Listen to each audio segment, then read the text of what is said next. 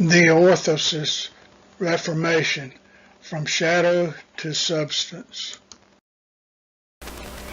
Welcome back to Biblical Greek Tidbits. This is a brief word study on a Greek word, diórthωσις, in the Greek New Testament that occurs only a single time at Hebrews 9 verse 10. It is translated by the ESV as reformation. Although only occurring a single time, it is a most important or most significant word for characterizing the radical reformation of the Old Covenant to the New. Etymologically, the word diórthωσις is formed from the preposition dia plus orthos. For completeness, on a later slide, I have listed from reference 9 all the other words in the Greek New Testament cognate with orthos. However, we will not concern ourselves with these cognate words in this presentation. We'll first give a list of references used in preparing this presentation. Here's a list of references that I used in this presentation. If you want to take a closer look, just pause the video. From BDAG reference 1, we have the following definition and glosses in parentheses for the Greek word diórthωσις, a process leading to a new order viewed as something yet to be realized, improvement, reformation, new order. From reference 2, we have the following glosses for diórthωσις: amendment, correction, reformation. From reference 8, we have the following uses of diórthωσις: A. Right arrangement, right ordering, from Plutarch and Polybius, thus however seldom. Usually B. Restoration, amendment, bringing right again. The actual form of the feminine noun diórthωσις used in the Greek New Testament at Hebrews 9:10 is the genitive diórthosios, noun, feminine genitive singular, used in the phrase mechri kerou diórthosios, translated by the ESV as until the time of Reformation. I believe that the genitive form diórthosios would be classified as an attributive genitive in Wallace's intermediate reference grammar. It modifies the previous genitive kerou, see reference 10. Other words cognate with orthos in the Greek New Testament. Orthos is an adjective, masculine, singular, nominative, translated by ESV as upright at Acts 14 verse 10, and the feminine plural accusative form orthos, translated by ESV as straight at Hebrews 12 verse 13. Diorthomaton, noun, neuter, plural, genitive of diorthoma, translated by ESV as reforms at Acts 24 verse 2.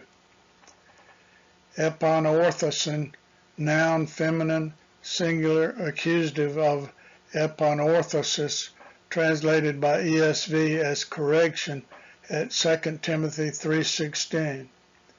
Orthos is an adverb, translated by ESV as plainly at Mark 7:35, translated by ESV as rightly at Luke 7:43, translated by ESV as correctly at Luke 10:28, and translated by ESV as rightly at Luke 20 verse 21. Orthotomunda, present active participle, masculine singular, accusative of orthotomeo, translated by ESV as rightly handling at 2 Timothy 2 verse 15.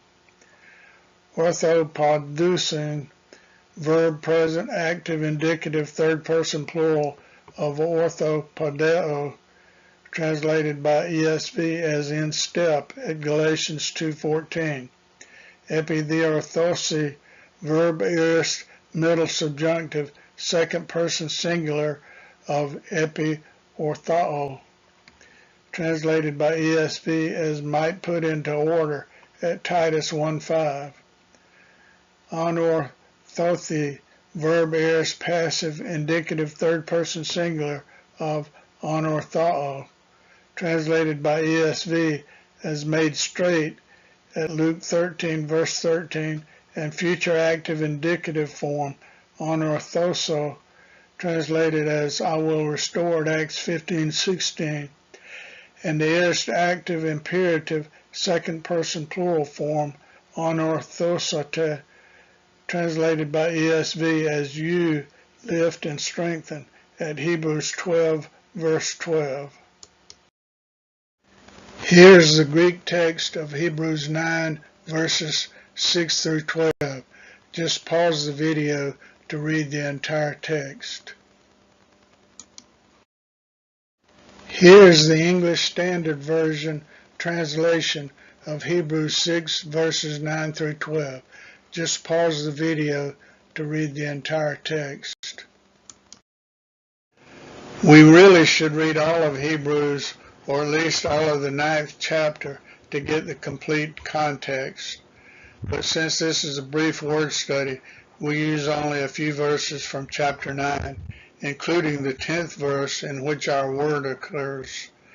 As mentioned previously, the word diόρθωσις, or its genitive form, diόρθωσις, occurs only once in the Greek New Testament at Hebrews 9 verse 10. See a previous slide for all the words cognate with diόρθωσις from reference 9. From reference 4, page 254, Westcott states, the word diόρθωσις is not found elsewhere in biblical Greek. It is used in late Greek writers for the reformation of laws, institutions, states. From reference 6, page 225, Ellingworth states, the perfection of the relationship to God came only with the New Age, the kairos diόρθωσης, which introduced the right time of a correction of perspectives and of the whole order of salvation. He took this from Cody, Heavenly Sanctuary. From reference 7, pages 197 to 198, Bruce states, by the rendering reformation, we might understand reformation in the sense of reconstruction. The coming of Christ involved a complete reshaping of the structure of Israel's religion. The old covenant was now to give way to the new, the shadow to the substance, the outward and earthly copy to the inward and heavenly reality. Are there differences between the old and new covenants? Paul presents a revealing allegory in the 4th chapter of Galatians. Abraham had 2 sons, one by a slave woman and one by a free woman. He says these women are 2 covenants. One is from Mount Sinai, bearing children for slavery. She is Hagar. Paul states that she corresponds to the present Jerusalem, for she is in slavery with her children. But the Jerusalem above is free, and she is our mother. Let's contrast Mount Sinai and Mount Zion. Read Exodus 19, verses 10 through 18. Moses stated that the Lord would come down upon Mount Sinai in the sight of all the people. He said, take heed that you do not go up into the mountain or touch the border of it.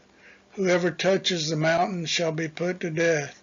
No hand shall touch him, but he shall be stoned or shot. Whether beast or man, he shall not live. Now turn to Hebrews 12, verses 18 through 24. It's so beautifully written, we will quote the entire passage.